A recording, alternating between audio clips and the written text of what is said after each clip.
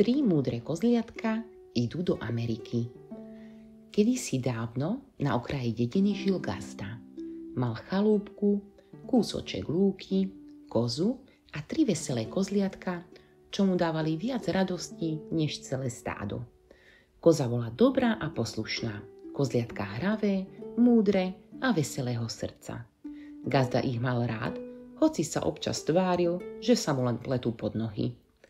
Jedného dňa prišiel gazdovi list od starého priateľa z Ameriky. Písal mu, že svet je veľký, krajiny krásne a že kto raz vyjde za more, uvidí viac, než by za celý život na dedine zažil.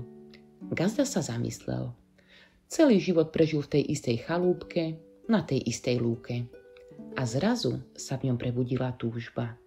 Túžba vidieť svet, more, mestá, ľudí, ktorí žijú inak. Pôjdem sa pozrieť do Ameriky, povedal. Len na čas. Keď sa vrátim, porozprávam vám, aký je svet za morom. Koza ho prosila, aby zostal. Gazda, a kto sa o nás postará? Ale gazda sa usmial a mávol rukou. Len pár týždňov a som späť, dovtedy sa o seba postaráte.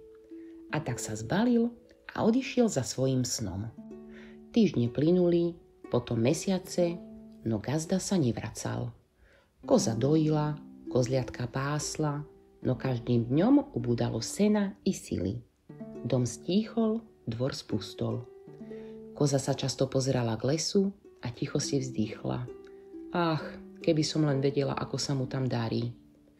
Kozliatka rástli a začali si všímať, že gazda sa už asi nevráti. Najmladšie jedného večera smutne povedalo. Gazda na nás zabudol. Prostredné sa zamyslelo. Možno sa mu niečo stalo, možno sa stratil v tom veľkom svete. Najstaršie sa postavilo a rozhodne prehovorilo. Ak nepríde on, pôjdeme my do Ameriky. Nájdeme ho a privedieme späť. Koza sa zrozila. Deti moje, veď svet je veľký a more hlboké. Ale najstaršie kozliatko odpovedalo. Neboj sa, mamka, ty si nás učila, že kto sa nebojí práce a má rozum, ten sa nestratí. A tak sa rozhodli. Na druhé ráno si zbalili malý batôštek, kúsok syra, trochu sena a mamkine objatie. Koza ich ešte naposledy pohľadila po hlavičkách. Nezabúdajte, čo som vás učila. Pomáhajte si a zostaňte stále spolu. A tak sa traja malí pútnici vydali na cestu. Išli cez lúky a cez lesy, cez rieky aj cez dediny. Kde sa zastavili, tam sa pýtali. Kade je Amerika? Ľudia sa smiali. To by ste museli ísť cez more, malé kozliatka. Ale oni sa nedali odradiť. Na každej križovatke sa radili. Najmladšie sa bálo, prostredné pochybovalo, ale najstaršie stále ukazovalo smer. Kto hľadá, ten nájde, hovorievalo. Po dlhom putovaní dorazili až k moru. Pred nimi sa rozprestierala nekonečná voda, ktorá sa trbietala ako zrkadlo. Kozliatka sa posadili na breh a pozerali na vlny. Ako sa dostaneme na druhý koniec? Spýtalo sa prostredné. Musíme poprosiť o pomoc, povedalo najstaršie.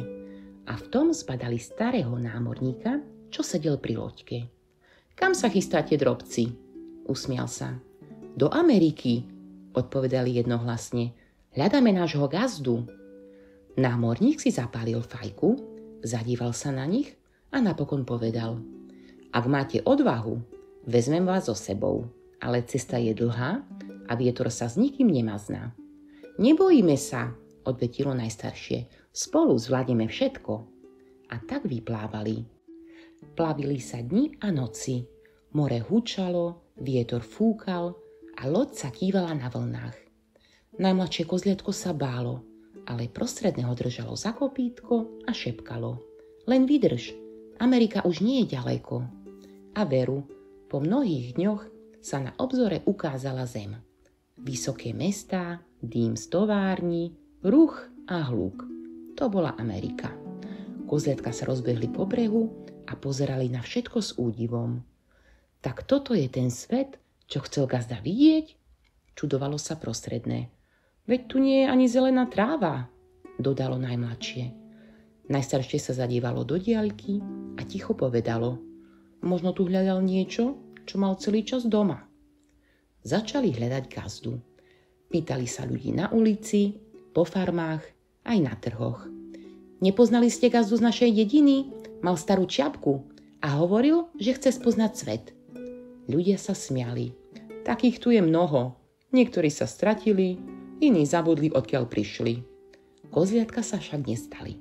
Chodili od mesta k mestu, kým ho raz naozaj nenašli. Sedel pri ceste, smutný, s prázdnym vreckom a ošúchaným kabátom. Gazda! Zvolali. Muž sa preľakol, až mu fajka vypadla z úst. Kozliatka, vy ste prišli až sem? Áno, povedalo najstaršie. Čakali sme doma, ale ty si sa nevracal.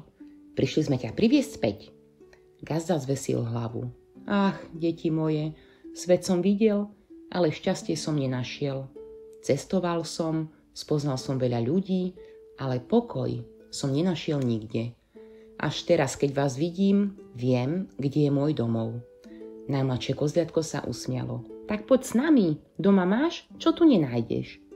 Cesta späť bola dlhá, ale plná smiechu. Na palube spievali, pozerali na hviezdy a snívali o zelenej lúke pod horou.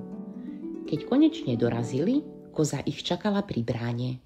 Objala gazdu aj kozliatka a povedala: vidíš, gazda, svet je veľký a plný zázrakov, no najväčší poklad býva často doma, tam, kde ťa niekto čaká. Gazda sa usmial a od tých čias už nikdy neodišiel. A 3 múdre kozliatka sa stali pýchou celej dediny. Nie preto, že prešli celý svet, ale preto, že ukázali, čo znamená vernosť, odvaha a srdce, ktoré nikdy nezabúda na domov.